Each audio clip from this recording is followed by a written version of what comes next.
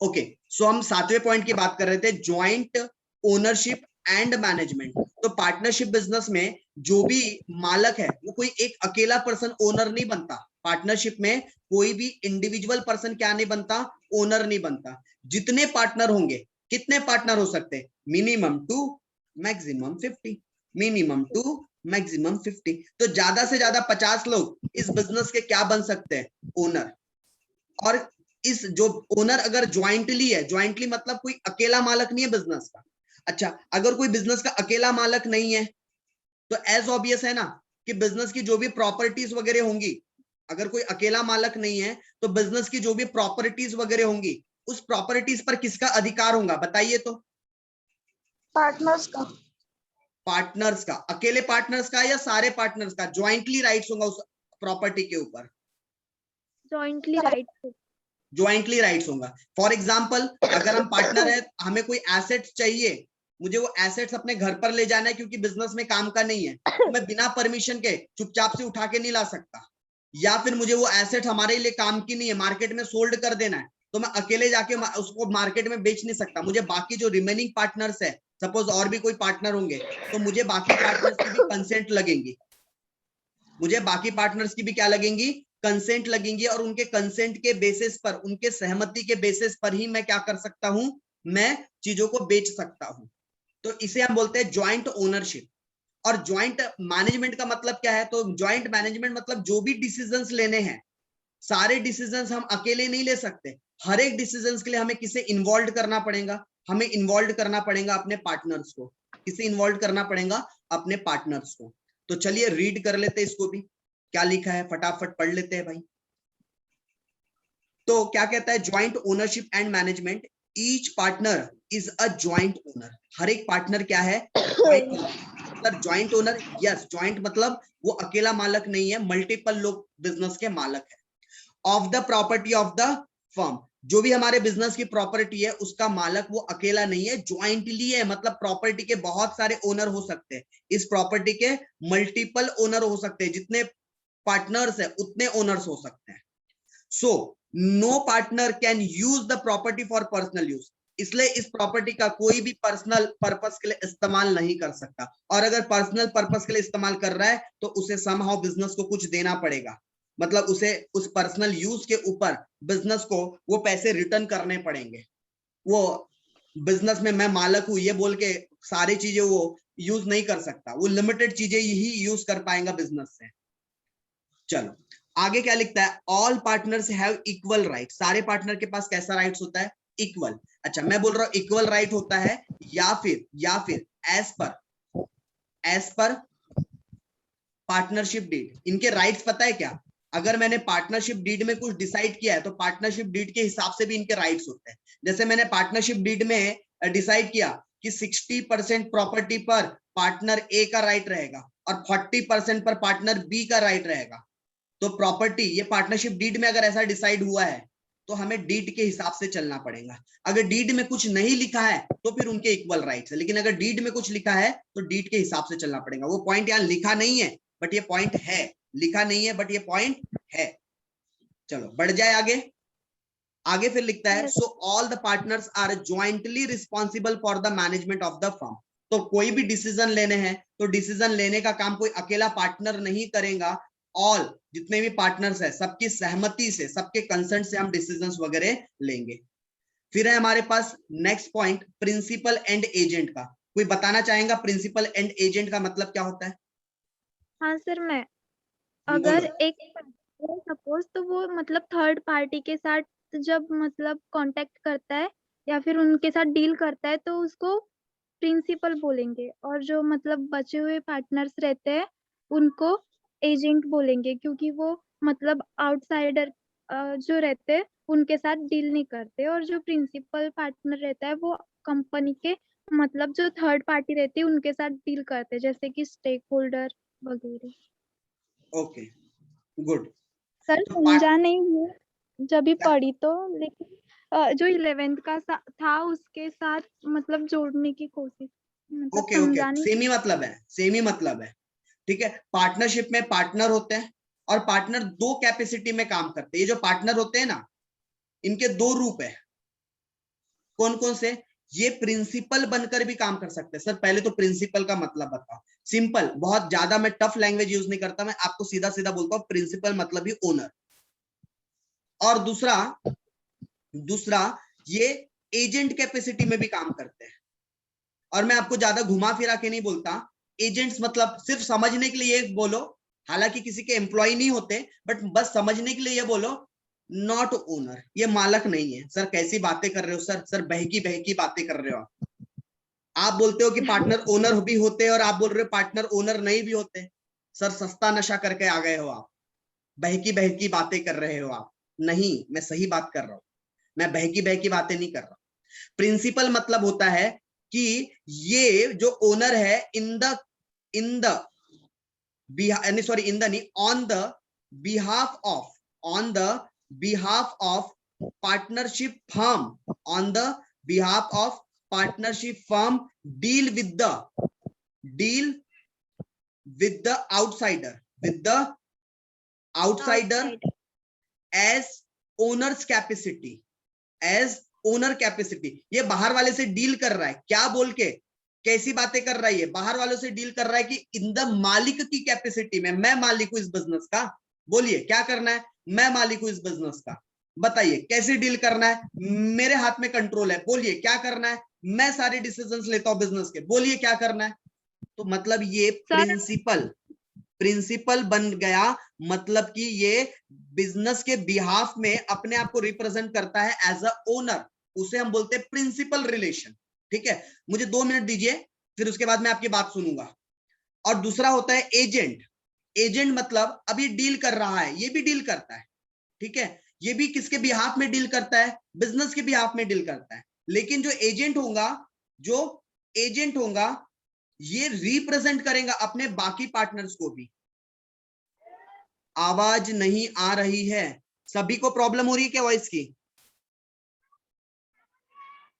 No sir. No sir. चलो संगीता आ जाएंगी voice, चिंता ना करें,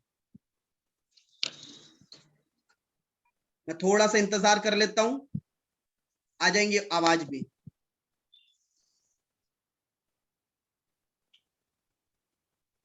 संगीता वॉइस आई तो बताना। सर आ रही है अब। आ रही है ना? ओके, तो मैं एजेंट की बात कर रहा था, तो एजेंट भी फर्म के लिए काम करता है भाई। जो दूसरा कैपेसिटी है ना पार्टनर का, तो वो भी फर्म के लिए काम कर रहा है। लेकिन अब जब वो फर्म के लिए काम करेगा और जब वो किसी बाहर वाले से, आउटसाइडर से कोई भी डील करेगा या कोई भी बात करेगा, तो ये बोल के काम नहीं करेंगे ये काम मैं अकेला करता हूं, मैं मालक हूं, ये मैं वाली चीजें नहीं, ये हम वाली बातें शुरू कर देगा, हमारे वाली बातें शुरू कर देगा। क्यों? क्योंकि ये अब कौन से कैपेसिटी में काम कर रहा है, एजेंट। मतलब ये जब भी बातें करेगा तो ये अपने रिमेनिंग पार्टनर्स को भी हाईलाइट करेगा, ये बताएगा कि मेरे और भी पार्टनर्स हैं, हम साथ में काम करते हैं, ये और बताएगा कि मैं उनके बिहाफ में काम कर रहा हूं, मैं उस पार्टनरशिप फर्म के लिए काम कर रहा हूं।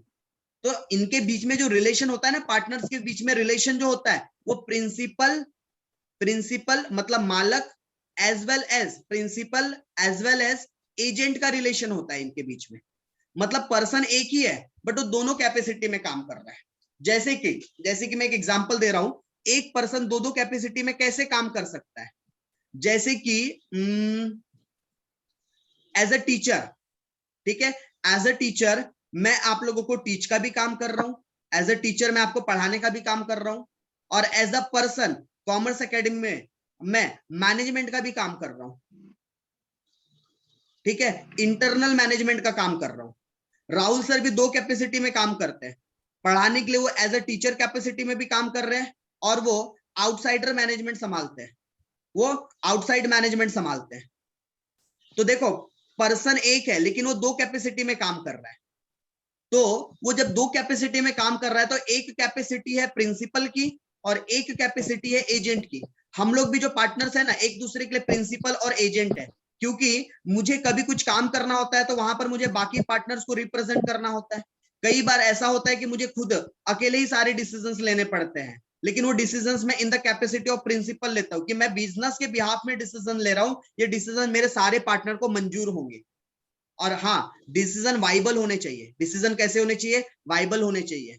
डिसीजन ऐसे नहीं होने चाहिए जिसकी वजह से बिजनेस को या बाकी किसी पार्टनर को लॉस हो। अगर ऐसे कोई भी हम decision as a principal capacity लेते हैं तो बाकी रिमेनिंग पार्टनर उस डिसीजन को क्या कर सकते हैं, कैंसिल कर सकते हैं या फिर उसको मतलब वॉइड कर सकते हैं। वॉइड मतलब होता है नकार सकते हैं, उन चीजों नकार सकते हैं। बाकी पार्टनर नहीं बोले ये तो चीज हमसे पूछ के नहीं किया और हमारे लिए लॉस मेकिंग डिसीजन है, तो फिर वहां पर वो प्रिंसिपल को नुकसान की भरपाई भी करनी पड़ सकती है अगर उन्होंने ऐसे कोई लॉस मेकिंग वाले काम किए हैं इंटेंशनली। अनइंटेंशनली किए तो कोई प्रॉब्लम नहीं, लेकिन ये सब डेप्थ ना पूरे लॉ में है यार। लॉ आप जब पढ़ना शुरू करोगे ना, बहुत डेप्थ में आप लॉ पढ़ना शुरू करोगे। चलो मैं उतनी डेप्थनेस पे अभी नहीं जाऊंगा, वापस लास्ट पॉइंट की बात करते हैं। अच्छा, लास्ट पॉइंट क्या है, डिसोल्यूशन, और जिसकी चर्चा हमने जब सिलेबस समझ रहे थे तब भी किए थे। लास्ट पॉइंट कौन सा है हमारे पास, डिसोल्यूशन। बोलिए डिसोल्यूशन का मतलब क्या होता है, बिजनेस को खत्म करना, वाइंड अप कर देना।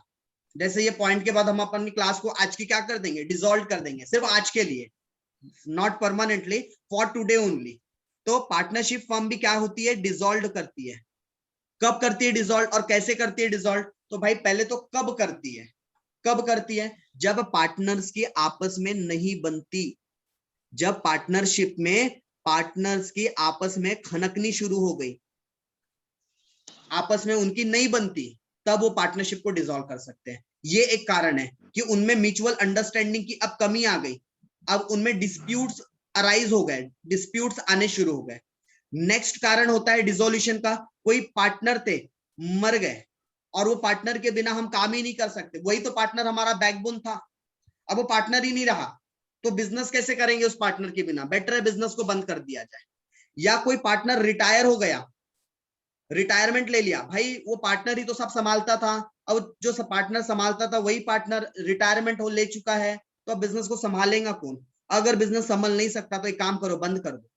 या फिर कोई पार्टनर हमारे इंसॉल्वेंट हो गए, या हम मैक्सिमम पार्टनर इंसॉल्वेंट हो गए, सारे के सारे पार्टनर हम क्या हो गए, इंसॉल्वेंट हो गए, तो भी हमारी पार्टनरशिप फर्म को क्या कर दिया जाएगा, डिसॉल्व कर दिया जाएगा। या हम सारे के सारे पार्टनर पागल हो गए, इंसान हो गए, लूनेटिक हो गए, ठीक है, तो भी हम पार्टनरशिप को डिसॉल्व कर देंगे, बंद कर देंगे।